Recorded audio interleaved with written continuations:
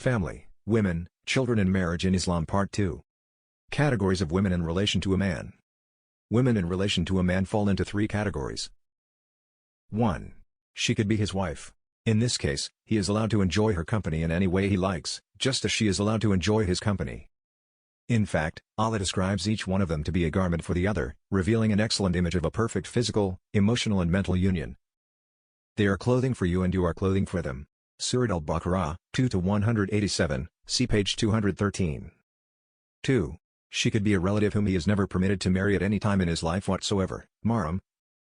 This category consists of the following. 1. The mother and above, the maternal grandmother, the paternal grandmother, etc. 2. The daughter and below, granddaughter, great-granddaughter, etc. 3. The sister, paternal stepsister or maternal stepsister. 4. The paternal aunt, maternal step-aunt or paternal step-aunt, paternal aunt of one's father and paternal aunt of one's mother. 5. The maternal aunt, maternal step-aunt or paternal step-aunt, maternal aunt of one's father and maternal aunt of one's mother. 6. The brother's daughters and step-brother's daughters and below, brother's sons' daughters, for instance. 7. The sister's daughters and step-sister's daughters and below, sister's daughters' daughters, for instance. 8. The mother-in-law, whether he is still married to her daughter or has divorced her, and grandmother-in-law. 9. The stepdaughter. 10. The son's wife and below, such as the grandson's wife. 11. Stepmother and above, for example the stepbrother's wife, from the stepfather's side. 3. She could be one he is allowed to marry, Ajnabiya, literally, foreigner, not related to him. Such a woman is one who does not belong to the category of women known as Maram stated above, whether she is one of his relatives, such as his maternal or paternal cousin or sister-in-law, or she is not one of his relatives at all. Regarding this category of women, Islam has laid down a number of rules and criteria which govern a Muslim man's relationship with such women. By doing this, Islam aims to protect people's honor and block all the means that are bound to lead to evil.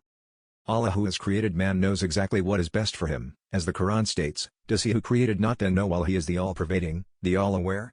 Surah Al-Mulk, 67:14. Every day, we read new reports and statistics of cases of rape and illicit sexual relationships that have ruined countless families and societies that do not implement Allah's laws. Rules governing the relationship between a man and women he is allowed to marry. 1. Lowering the gaze. Lowering the gaze to avoid looking at things Allah has forbidden leads to modesty and protects one's honor. A Muslim man must not look at other women or at anything for that matter which is bound to sexually arouse him, nor should he unnecessarily look at women. Allah commands both men and women to lower their gaze, for doing so leads to modesty and serves to safeguard one's honor, while lustful looks generally pave the way to sins, as the Quran states. Say to the believing men that they should lower their gaze and guard their modesty. That will make for greater purity for them. Allah is aware of what they do. Say to believing women that they should lower their gaze and remain chaste. Surah An-Nur, 24:30-31. However, if a Muslim accidentally sees a woman, he must avert his eyes from her. In fact, the order to lower the gaze applies to anything that is bound to lead to sexual arousal, including those scenes that are presented in the media and on the internet. 2. Observing modesty in speech. Islam has laid down rules which govern the relationship between men and women. When talking to a woman who is not related to him, he must observe politeness and modesty and avoid any words or gestures which may lead to sexual stimulation.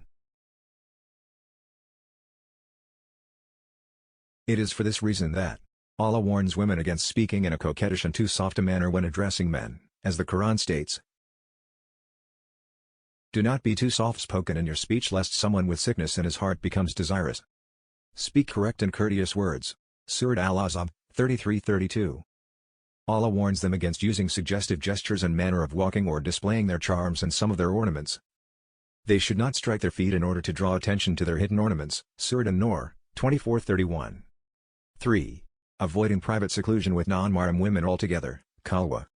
The Arabic word Khalwa means the state of being alone with a non-Maram woman in a place where no one can see them. Islam strictly prohibits this as it could, through Satan's temptations, lead to illicit sexual relationships. The Prophet once said, never is a man alone with a woman except that Satan is the third. Sunan at-Tirmidhi, 2165. 4. Wearing the hijab, the modest Muslim style of dress. Allah commands women, but not men, to wear the hijab because women in particular enjoy a natural beauty and attraction that could easily tempt men into sinful acts. Islam commands women to wear the hijab for a number of reasons, including the following. so that they could carry out their mission in life and society in scientific and academic fields in the best possible manner while at the same time guarding their modesty. So that they would reduce chances of temptation in order to purify society, on the one hand, and safeguard women's honor, on the other.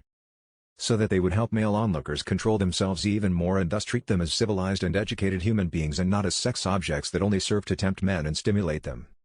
What must the hijab cover? Allah commands women to cover all their bodies except the face and the hands, as the Quran states. They should not display their beauty and ornaments except what must ordinarily appear thereof. Surah An-Nur, 24. 31. However, in cases of likely temptation due to their striking beauty, they may have to cover their faces and hands as well. The hijab safeguards women's honor and affords them the chance to carry out their mission in society in the most modest manner mankind has ever witnessed. Criteria of proper hijab. A woman may choose any design or color she likes for her hijab as long as the following conditions are met. It must appropriately cover the parts of the body which must be covered in public.